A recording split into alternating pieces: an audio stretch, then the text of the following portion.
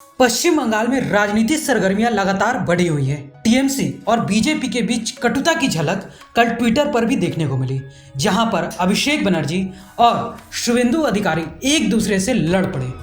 तृणमूल के अखिल भारतीय महासचिव अभिषेक बनर्जी ने विपक्ष के नेता शुवेंदु अधिकारी को भ्रष्टाचार के मुद्दे पर आमने सामने बहस की चुनौती दी। शुवेंदु ने अभिषेक को चुनौती को सीधे सीधे अस्वीकार कर दिया।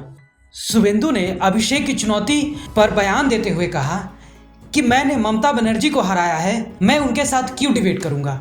बुधवार रात अभिषेक बनर्जी ने शुवेंदु अधिकारी को सीधी बहस में बैठने की चुनौती दी थी। लंबी चर्चा के बाद तृणमूल के अखिल भारतीय महासचिव ने सीधे सीधे विपक्ष के नेता को चुनौती देते हुए कहा, मैं आपके सभी सवालों का जवाब देने के लिए तैयार हूं, आप बस जगह तय कीजिए।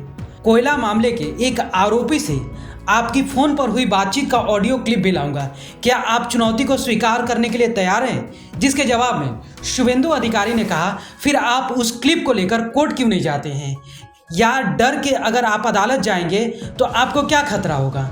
इसका जवाब देते हुए अभिषेक बनर्जी ने कहा, समय आने पर सब कुछ सामने आएगा, इंतजार कीजिए। आमने सामने बहस की चुनौती को अस्वीकार के बाद टीएमसी नेता शुवेंदु अधिकारी पर हमलावर हो गए। टीएमसी के नेताओं ने शुवेंदु अधिकारी पर हमला बोलते हुए कहा कि अगर आप कर सकते हैं तो अभिषेक को चैलेंज को स्वीकार कीजिए। हालांकि तृणमूल का कहना है कि विपक्षी नेता डरे हुए हैं, शुवेंदु के पास अभिषेक के सवालों का जवाब नहीं है, इसलिए वे भाग रहे हैं।